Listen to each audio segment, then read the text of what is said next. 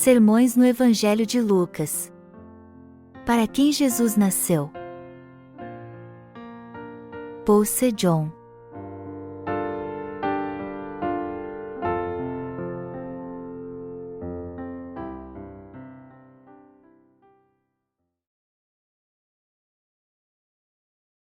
Jesus veio salvar os humildes. Lucas 2:1-14. Naqueles dias, foi publicado um decreto de César Augusto, convocando toda a população do império para recensear-se. O primeiro recenseamento, foi feito quando Quirino era governador da Síria. Todos iam alistar-se, cada um à sua própria cidade. José também subiu da Galileia, da cidade de Nazaré, para a Judeia, a cidade de Davi, chamada Belém, por ser ele da casa e família de Davi, a fim de alistar-se com Maria, sua esposa, que estava grávida. Estando eles ali, aconteceu completarem-se-lhe os dias, e ela deu à luz o seu filho primogênito, enfaixou-o e o deitou numa manjedoura, porque não havia lugar para eles na hospedaria. Havia, naquela mesma região, pastores que viviam nos campos e guardavam o seu rebanho durante as vigílias da noite. E um anjo do Senhor desceu aonde eles estavam, e a glória do Senhor brilhou ao redor deles, e ficaram tomados de grande temor. O anjo, porém, lhes disse: Não temais, eis aqui vos trago boa nova de grande alegria, que o será para todo o povo, é que hoje vos nasceu, na cidade de Davi, o Salvador, que é Cristo, o Senhor. E isto vos servirá de sinal: encontrareis uma criança envolta em faixas e deitada em manjedoura.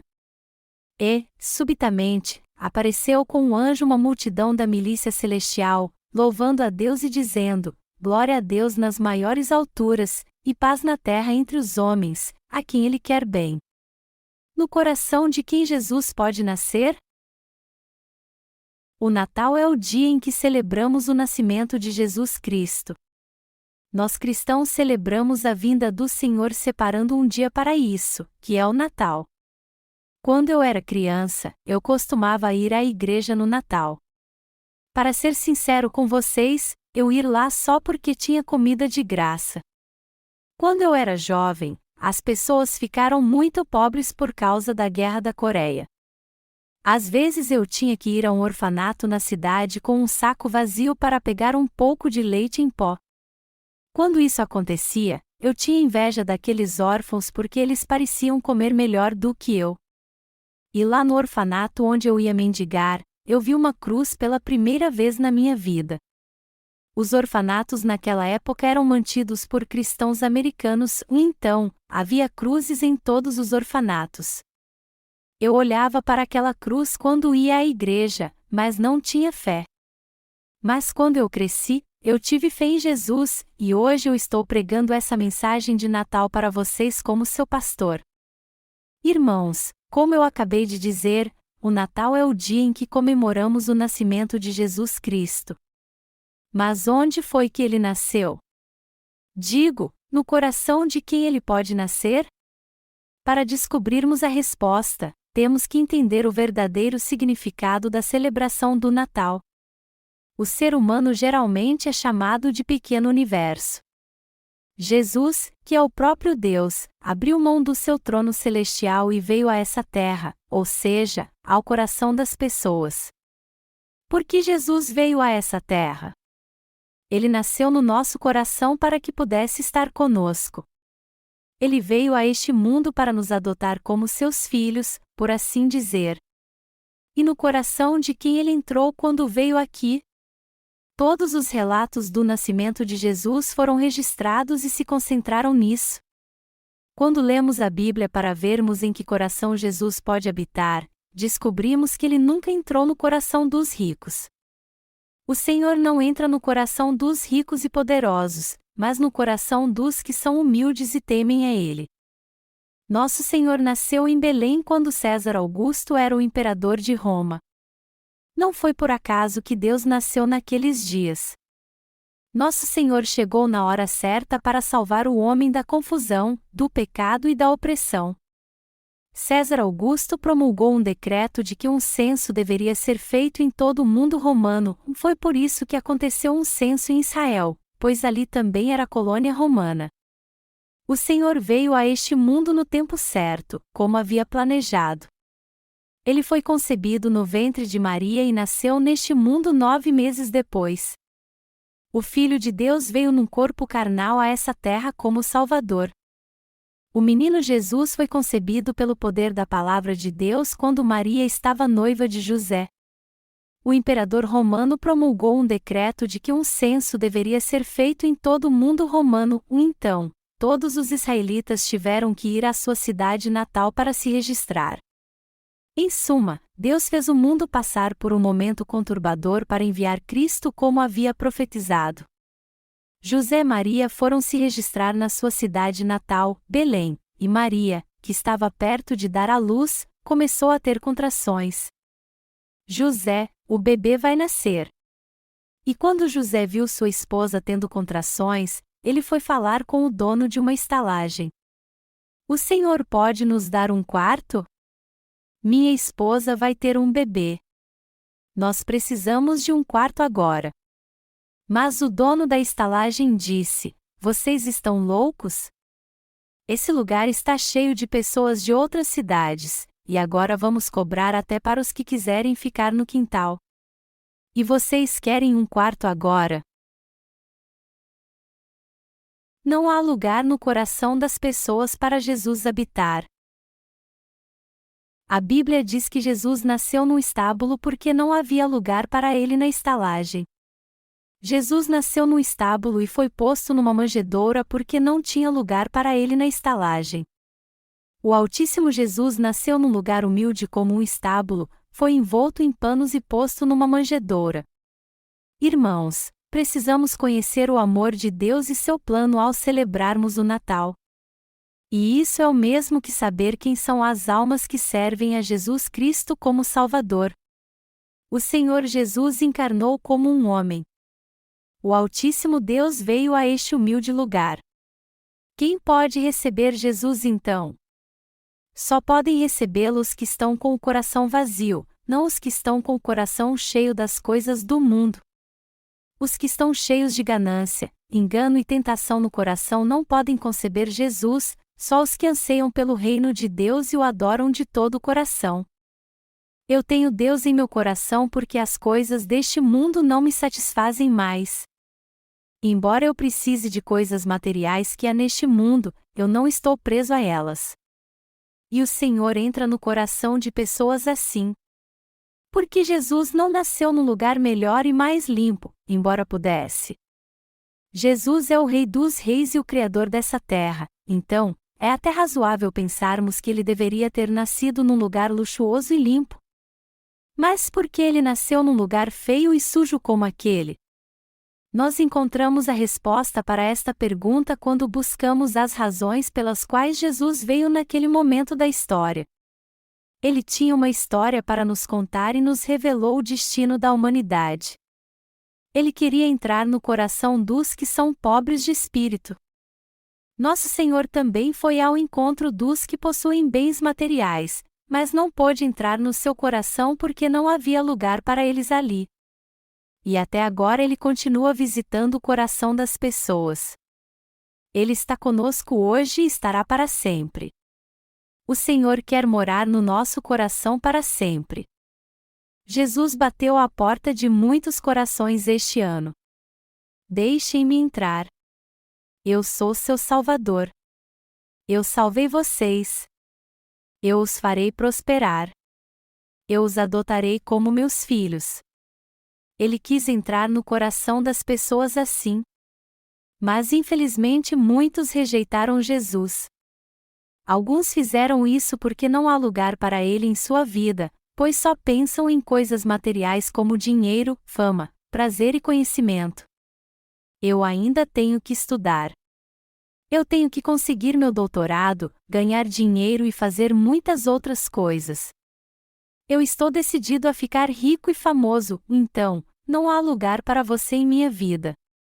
Venha me ver quando eu for morrer, pois aí eu estarei preparado para você. Muitos rejeitaram Jesus dizendo isso este ano. Mas ele quer nascer no coração das pessoas. No entanto, muitos se recusam a aceitá-lo.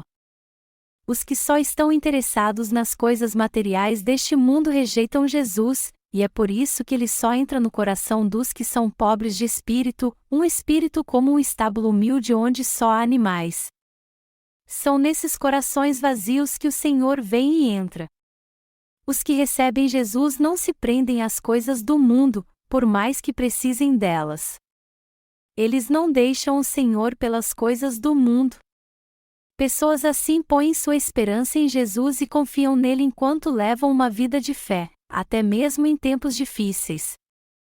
É por isso que ele nasce no coração dos que são pobres de espírito, que têm um espírito simples e humilde. Isso explica porque os ricos deste mundo, que possuem muitos bens, dificilmente recebem Jesus como seu Salvador. E mesmo quando creem nele, eles se interessam mais pelas coisas deste mundo. Aqueles que vão à igreja para ficar ricos e prosperar em seus negócios não podem receber Jesus em seu coração. Muitos neste mundo se acham muito importantes. Mas há outros, por outro lado, que se humilham. O Senhor entra no coração dos que reconhecem suas falhas. Só quem reconhece sua maldade, seu pecado e admite que não é ninguém é que pode receber Jesus e permanecer com ele. Quando saímos para pregar o Evangelho, nós encontramos pessoas que nos saúdam rapidamente e procuram fugir de nós. Eles devem achar que somos inferiores a eles, que estão acima de nós, obreiros do verdadeiro Evangelho. Sempre que eu vejo essas pessoas snobs, eu fico triste, embora compreenda sua ignorância. Eles tratam mal os evangelistas que dizem a eles: creiam em Jesus.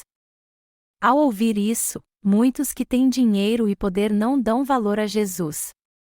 É por isso que o número de crentes está diminuindo, pois a situação financeira das pessoas tem melhorado muito. Se dissermos, creiam em Jesus. Jesus ama vocês.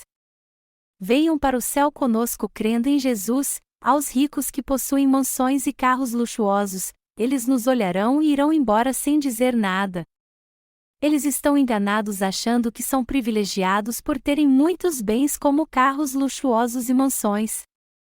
Irmãos, vocês conhecem alguém que é mais rico e nobre que Jesus? Nós temos pena dessas pessoas e tentamos ajudá-las, a fim de que elas possam crer em Jesus e ir para o céu. Só que não podemos forçá-las se elas não quiserem aceitá-lo. Todavia, há muitos ricos que querem crer em Jesus e fazer parte da sua igreja. Eles não se satisfazem com as riquezas e acabam chegando à conclusão de que precisam de Deus. Outros sentem até que não conseguiriam viver um dia sem Jesus. Amados irmãos, já que estamos celebrando o Natal, temos que estudar quem pode receber Jesus e quem não pode. Temos que entender o significado do nascimento de Jesus e levar uma vida como aqueles que receberam a remissão de pecados e a ajuda de Cristo. O Senhor veio para os miseráveis. O Senhor recebeu o nome de Jesus quando nasceu nessa terra. Jesus significa Salvador, enquanto Cristo quer dizer Messias, Machia em hebraico, que significa o ungido. Vamos ler Lucas 1, 50-55. A sua misericórdia vai de geração em geração sobre os que o temem. Agiu com o seu braço valorosamente, dispersou os que, no coração, alimentavam pensamentos soberbos. Derribou do seu trono os poderosos e exaltou os humildes. Encheu de bens os famintos e despediu vazios os ricos. Amparou a Israel, seu servo, a fim de lembrar-se da sua misericórdia a favor de Abraão e de sua descendência, para sempre, como prometera aos nossos pais.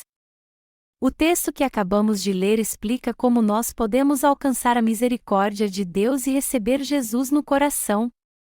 Deus tem misericórdia daqueles que são pobres de espírito. Ele mostra a sua infinita misericórdia para estes como está escrito: a sua misericórdia vai de geração em geração sobre os que o temem. No coração de quem Deus pode entrar? no coração dos que temem a Ele. Deus não entra no coração daqueles que não temem a Ele. Aqueles que temem a Deus e o obedecem dizendo na mesma hora, sim, podem recebê-lo em seu coração. Nós podemos ver que o coração daqueles que receberam a remissão de pecados pela fé e se tornaram filhos de Deus é obediente à sua palavra, mesmo quando ela não faz sentido algum. Nós vemos como Deus habita em corações assim. Nosso Senhor nasce no coração dos que aceitam a palavra de Deus como ela foi escrita. Quem nosso Senhor rejeita? Agiu com o seu braço valorosamente, dispersou os que, no coração, alimentavam pensamentos soberbos. Lucas 1h51. O Senhor veio a este mundo e realizou a obra da salvação por nós. Deus salvou os que temem a Ele e tirou seus pecados. Também os libertou do poder das trevas e da maldição, do inferno e do diabo. Mas não é sempre que o Senhor é tão misericordioso e bondoso assim. Uma das coisas que Ele fez foi rejeitar aqueles que são orgulhosos de coração. Ele não deixa os orgulhosos impunes, mas abate todos eles. O versículo 51 afirma que agiu com o seu braço valorosamente, dispersou os que, no coração, alimentavam pensamentos soberbos. E isso significa basicamente que Deus enviará os orgulhosos de coração para o inferno, por mais que eles admitam ou não seu orgulho. E mesmo quando eles desejam ter sua fé em Jesus, Ele impede que eles cheguem a Ele. Nosso Senhor nem sempre é bom com as pessoas. Ele nem sempre as aceita e diz, tudo bem, não tem problema. Ele é o Deus de amor, mas também não perdoa os pecadores que não querem buscá-lo nem crer nele. Ele os envia para o inferno. Mas os que o buscam de coração, embora ainda não saibam depender dele, e aos que não se conformam com suas falhas, ele demonstra misericórdia e bondade.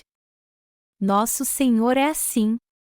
Ele nos salva de todos os nossos pecados e nos envia para o céu como filhos de Deus. Ele é este Deus de amor. No entanto, Ele rejeita os orgulhosos e os envia para o inferno. Nosso Senhor tem estes dois lados diferentes. Derribou do seu trono os poderosos e exaltou os humildes. Lucas 1h52. Ele depõe os poderosos deste mundo e supre os famintos com o melhor dessa terra. Deus salva e adota os que têm fome e sede de justiça, que anseiam pela remissão de pecados e para se tornar cidadãos dos céus. Para pessoas assim, Deus é o Deus da provisão. Entretanto, Ele abate os ricos e poderosos. Deus é o Deus da verdade. Ele sempre abate os que o desafiam. E também destitui os que tentam usar seu poder terreno para corromper a Igreja de Deus impondo suas próprias doutrinas e subornando-a com dinheiro. Por mais que alguém tenha poder, ele nunca será maior do que o Senhor. E quando os poderosos desafiam Deus com seu poder limitado, nosso grande Deus abate todos eles sem misericórdia e os envia para o inferno. A Bíblia nos diz o seguinte: não terás outros deuses diante de mim. Não farás para ti imagem de escultura, nem semelhança alguma do que há em cima nos céus, nem embaixo na terra, nem nas águas debaixo da terra. Não as adorarás, nem lhes darás culto, porque eu sou o Senhor, teu Deus, Deus zeloso, que visito a iniquidade dos pais nos filhos até a 3ª e 4ª geração daqueles que me aborrecem e faço misericórdia até 1000 gerações daqueles que me amam e guardam os meus mandamentos. Êxodo 23:6. Eu nunca vi alguém prosperar por servir aos antepassados mortos. Na verdade, famílias de primogênitos e filhos de primogênitos não são muito bem-sucedidos. A maioria dos primogênitos usa sua autoridade por ser mais velhos e acabam trazendo sobre si a condenação de Deus. Muitas famílias de primogênitos acabam falindo e tendo enfermidades por causa disso. Qual a diferença entre os descendentes dos justos que temem a palavra de Deus e os descendentes que desafiam a Deus? O Senhor abate os governantes de seus tronos. Irmãos, Não é certo acharmos que os descendentes dos poderosos são mais felizes e bem-sucedidos do que os outros? Só que eles, na verdade, não são nada. Deus os tira de sua posição de honra quando eles usam mal seu poder e não temem a Ele. Todos os poderes deste mundo não valem nada para Deus. Deus tira todo o poder, a riqueza, a fama e a saúde dos que não temem a Ele.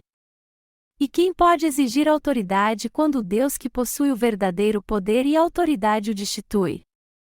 Todo o poder vem de Deus, e quando Ele tira esse poder, é o fim dele. Todo o poder vem de Deus. E todas as bênçãos e o amor vêm das suas mãos. O poder pertence ao Senhor que nasceu como nosso Salvador no dia de Natal. Nosso Senhor exalta os humildes, supre os famintos com o melhor dessa terra, mas despede os ricos sem nada. Está escrito que o Senhor exalta os humildes. Nós somos humildes ou estamos cheios de orgulho por causa do nosso poder? A resposta é simples. Nós, seres humanos, somos todos miseráveis diante de Deus. É só quem reconhece isso é que pode receber sua palavra. O Deus Todo-Poderoso disse a Maria através do anjo: sua prima Isabel era estéril, mas agora está grávida. E Deus também fará uma obra miraculosa em você. Esta é a palavra do Deus Todo-Poderoso. Maria então respondeu: eu sou uma serva do Senhor. Cumpra-se então segundo a sua palavra. O que Maria, mãe biológica de Jesus, disse que era? Ela disse que era uma simples serva. Ela não disse que era a rainha do céu, mas uma simples serva. Maria não é a rainha do céu. Deus escolheu uma moça simples e falou com ela. Maria aceitou a palavra de Deus então e concebeu Jesus. Nosso Senhor encarnou através do corpo da Virgem Maria para salvar toda a humanidade. Jesus exalta os humildes. Por que admiramos tanto a fé de Maria? Porque Jesus a exaltou. Maria era uma simples serva como nós e tinha plena consciência da sua simplicidade. E ela só concebeu Jesus porque se humilhou e disse: eis aqui a serva do Senhor, cumpra-se em mim segundo a tua palavra. Nosso Senhor exalta os simples e humildes. Nosso Senhor exaltou alguém simples como eu. E eu era muito simples. Pelo que eu sei, todos os famosos e poderosos também foram simples um dia. Não há ninguém que tenha nascido grande. Mas as pessoas não reconhecem sua pequenez diante de Deus, por isso, Deus não pode exaltá-las. Eu sei como sou simples. E se Deus é quem diz isso, eu acho que é assim que tem que ser. Eu aceito a palavra de Deus como ela é, e já que Ele diz que exalta os humildes e supre os famintos com o que há de melhor, eu creio e aceito isso em meu coração. Eu quero ter mesmo uma vida de retidão. Eu quero viver segundo a palavra de Deus e ser abençoado com as promessas que Deus faz na Bíblia. Eu queria ir para o céu e ser filho de Deus. Eu também queria ser justo. Eu queria herdar a terra fértil e as grandes bênçãos de Deus. E também queria ser como uma das pessoas abençoadas da Bíblia. Deus então me concedeu todas essas abundantes bênçãos. O Senhor supre os famintos com bênçãos maravilhosas. Deus nos dá o melhor porque somos humildes. Já que estamos celebrando o Natal, temos que entender quem realmente somos. Nós somos todos simples perante Deus. Até o presidente de uma nação e o homem mais rico do mundo são simples comparados a Deus. Mas só os que reconhecem sua pequenez podem estender suas mãos para Deus e dizer: Deus, eu sou simples. Dá-me suas bênçãos. Por favor, apague todos os meus pecados. Me abençoe. Deus então lhes mostra a sua providência e abrirá a janela dos céus. Por outro lado, os que se exaltam perante Deus só porque possuem um poder humano nunca poderão receber o evangelho da água e do Espírito. E nós temos certeza disso pela palavra de Deus, pois ele só exalta os humildes e supre as necessidades dos famintos com o que há de melhor. Quem é rico poderá levar consigo seus bens depois que morrer? Não. Deus é um Deus de justiça. Se pudéssemos levar nossos bens depois que morrêssemos, os ricos seriam mais ricos e os pobres, mais pobres no mundo vindouro. Só que o Senhor não vai deixar que isso aconteça. Ao contrário, Ele deixa os ricos sem nada. Os ricos só são ricos neste mundo, não no mundo vindouro. Os que recebem o favor de Deus se tornam seus ricos herdeiros, mas os que recusam seu favor ficam pobres.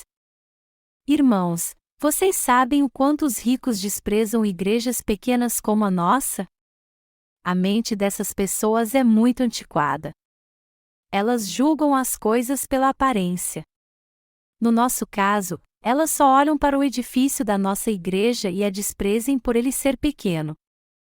Essas pessoas são escravas da sua maneira antiquada de pensar.